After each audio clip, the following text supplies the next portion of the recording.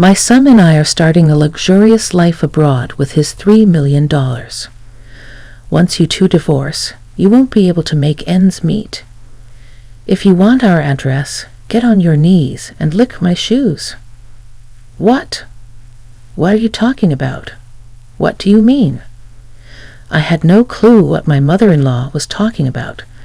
I never sensed that they were planning to go abroad or that they had been saving up money. That's because I said my son bought $3 million. We're going to live the high life overseas, just the two of us. Why would my husband go abroad? And what's this about $3 million? Why do you want to know so badly? Well, if you really want to know, kneel down and beg, licking my shoes, and maybe I'll tell you. What's with that attitude? Where is my husband? Oh, it's very comfortable here. We're enjoying the high life with my son's $3 million, so you're no longer needed. I was stunned by her words. What on earth does it mean that my husband suddenly got $3 million and is living a luxurious life abroad? The way she spoke about it made me feel like an outsider. I was filled with anger and anxiety, but I needed to stay calm and figure this out. How did my husband get such a huge sum of money? And is that $3 million possibly related to? I work as a manager at a major IT company. I met my husband in the same department and was drawn to his positive and cheerful nature, which led to our marriage. In the early years of our marriage, his parents warmly welcomed me. Later on, we had a daughter who is now 14. I grew up in poverty, and my parents were toxic. Having faced so many hardships, I was determined to cherish and love my daughter deeply while juggling work and household chores.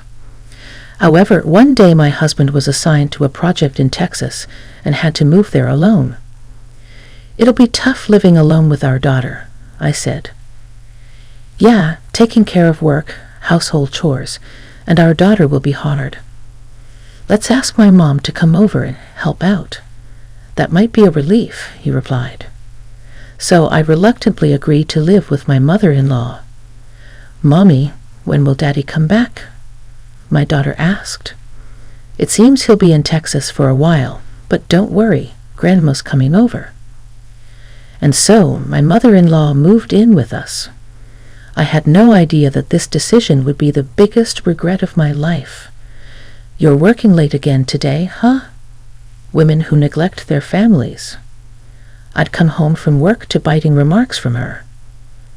"I have a job too, and I take care of our daughter," I'd retort, but she was never satisfied. When I was young, the family was everything. The thought of working outside never crossed my mind. Then on the day my daughter got good grades at school, she said, "It's all thanks to me." What's the point of you? Maybe we don't need you around. Despite my mother-in-law helping only with simple homework tasks, I've been the one teaching my daughter most subjects. When I slightly messed up a dish, she pounced, "How did you and my son even survive before with such poor cooking skills?" I'm doing my best, and everyone has their own way of doing things. I'd snap back, but my patience was wearing thin. "She doesn't do her chores," she complained to my husband. "Mom, she's working too. Please try to understand," my husband would chime in. However, living together, the relationship between my mother-in-law and me became increasingly strained. With my husband far away, I felt more isolated. One day, I decided to call my husband to discuss this. "Hello, you okay right now?" "Yeah, I'm good." "What's up?" "It's kind of late."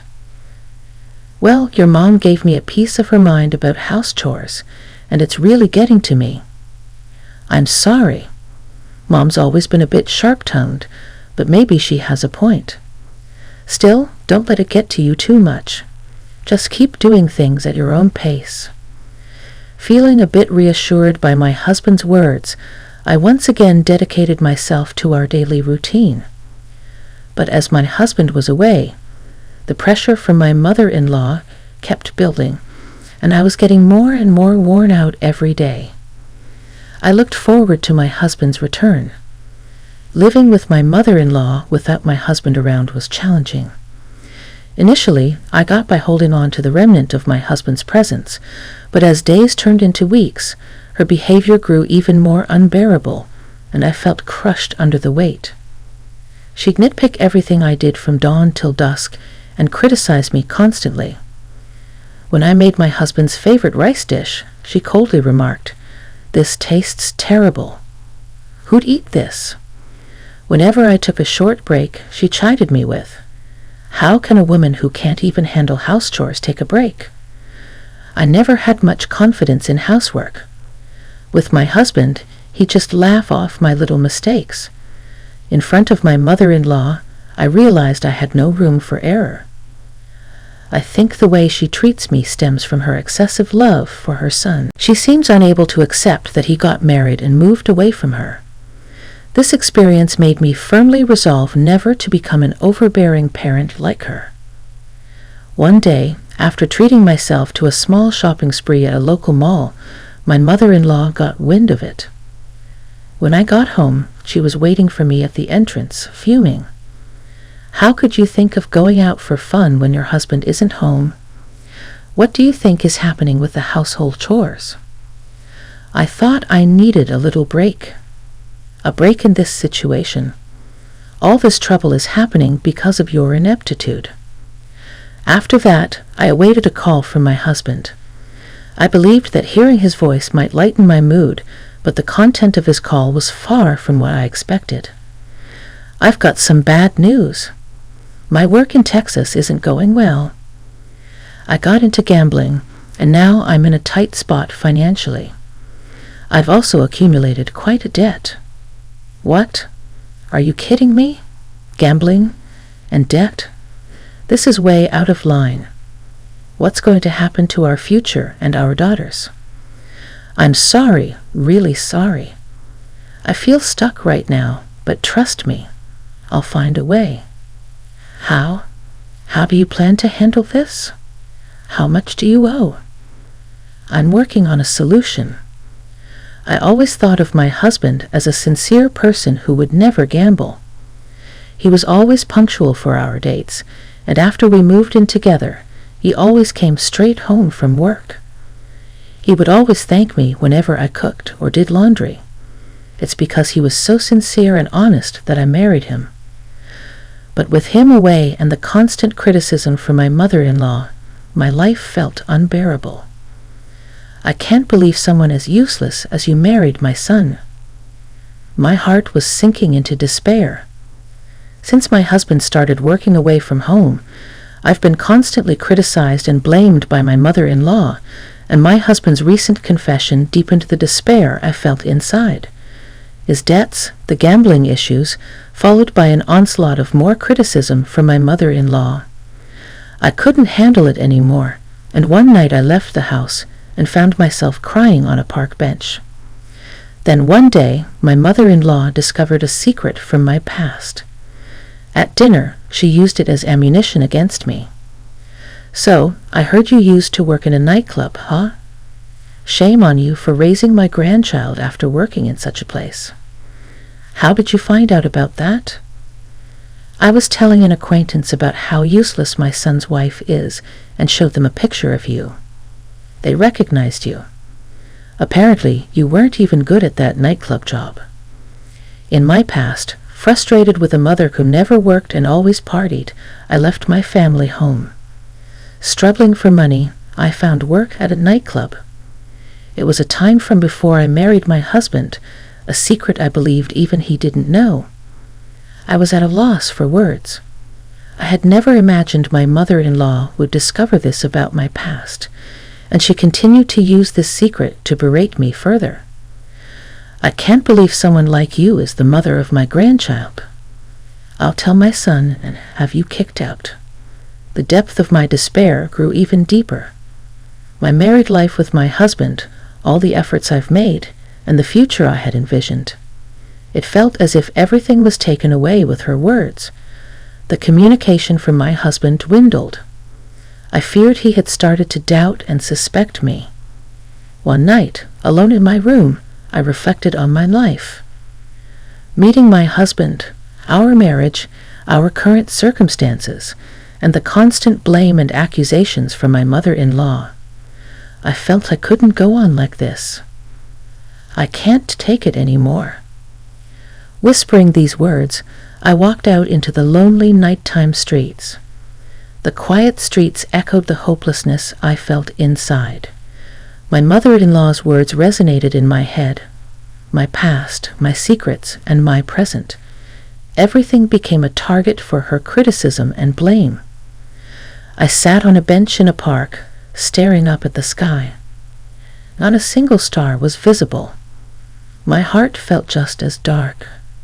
Suddenly, someone approached. "Mom, why are you here?"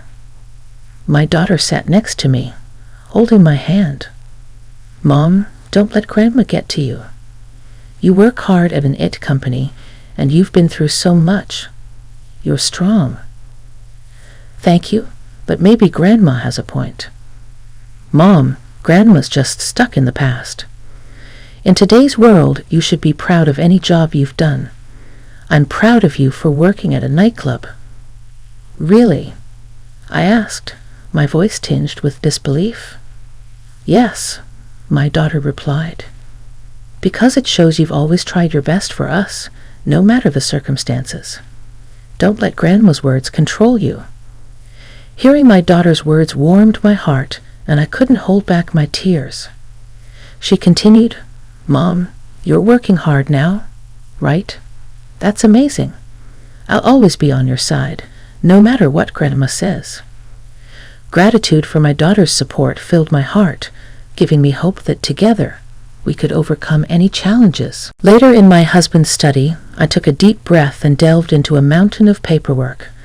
I meticulously checked each document, trying to uncover his secrets.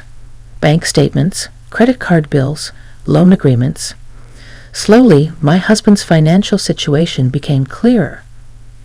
Why did this happen? I found several receipts from gambling activities, horse racing, slot machines, casinos.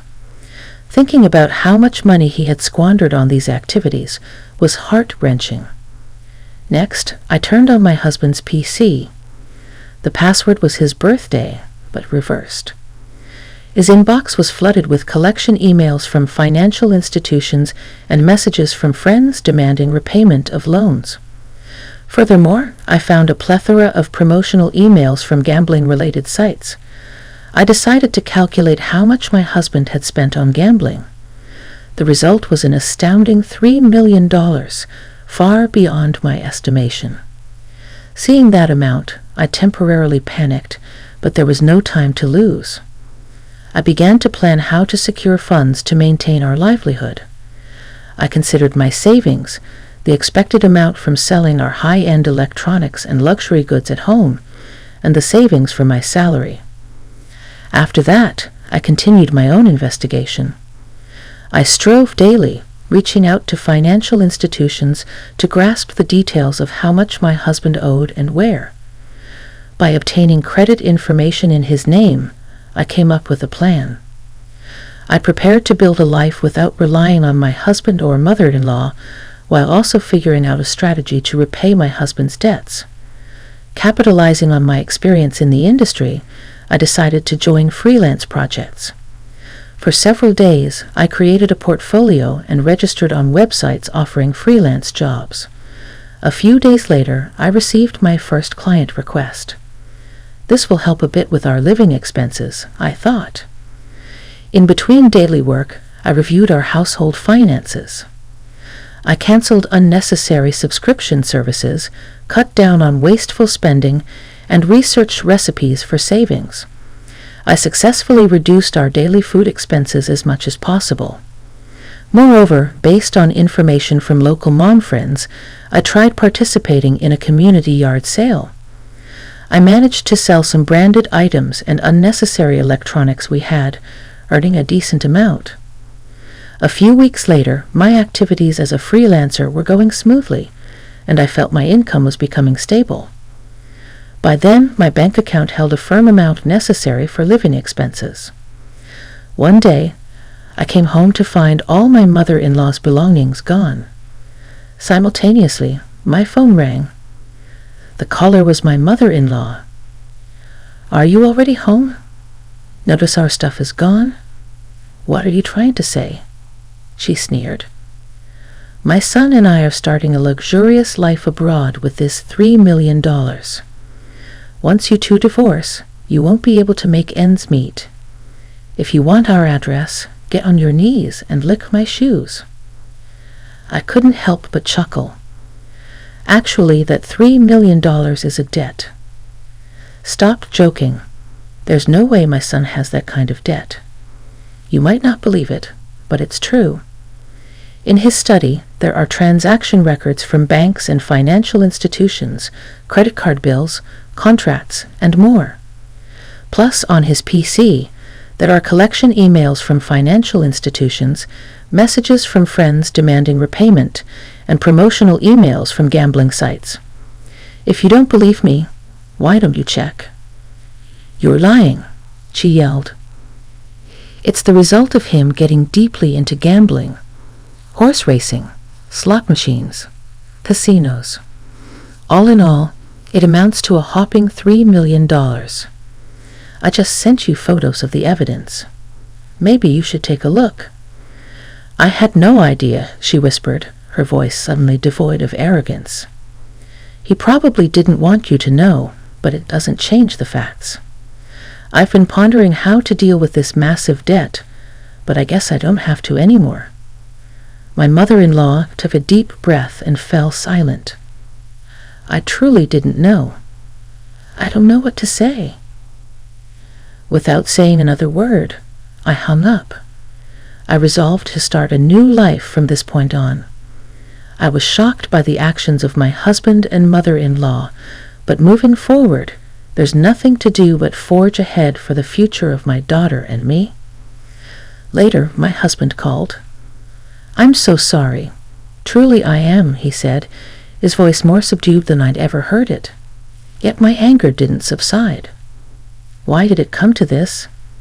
Our family is falling apart because of you. I never thought it would come to this, but when I decided to go overseas with Mom, I couldn't see a future with you and our daughter. I was flabbergasted. You couldn't see. It's because of your carelessness and lack of planning that our family is in this mess. I know that, but it's too late now. I made a promise to Mom. Promise? What promise? To sacrifice our daughter's future and grab a paradise just for yourselves. My husband was silent for a while. Did you truly love our family? I did, but now it's different. At that point, his voice broke, and I could hear him crying. Don't hurt us anymore. My daughter and I are going to live on our own from now on. We'll forget about you. He didn't say anything back. I could only hear his sobbing from the other end. Calmly, I hung up the phone. The reason my mother-in-law confused assets with debts was due to a bill of $3 million that suddenly arrived at our home. She mistook the $3 million bill for a lottery-winning notice. She began planning her dream relocation overseas and approached my husband about it. Unaware of his mother's misunderstanding and thinking starting a new life overseas would allow him to escape the debt problem, he accepted her proposal, mistaking a bill for a lottery notice. After that, I kept my anger towards my husband and began looking for a lawyer. I was set on preparing for a divorce, claiming compensation for emotional distress and child support. Now a new life was about to start, a life for me and my daughter, independent of my husband and mother-in-law. I consulted with a lawyer about the divorce, emotional distress compensation, and child support claims. During this period, my daughter and I spent a lot of quality time together, and she became my strongest supporter. She fully understood my decision and chose to stay with me. Hearing her words made all the hardships and disputes with my husband and mother-in-law worth it, and I couldn't help but shed tears. Meanwhile, my mother-in-law and husband struggled with their life overseas. They tried to start fresh but faced constant problems due to poor preparation and financial troubles. Things got worse when they were pickpocketed and lost their money. The language barrier made everything harder, and eventually they were deported for overstaying their visas. Later, I negotiated with my husband through a lawyer. We finalized the divorce, and he agreed to pay emotional distress compensation and child support in one lump sum. "Thank you. Now I can finally start a new life," I said. "But all at once. Wouldn't it be better in installments?" He took on even more debt, borrowing from a shady loan shark. I don't know what happened to him after that, and honestly, I don't care. After being evicted and losing her savings, my mother-in-law ended up homeless when she returned to the U.S. My daughter and I started our new life. It wasn't always easy, but free from my husband and mother-in-law, we could look to the future positively. I want to live happily, working together with my daughter, who saved me from the depths of despair.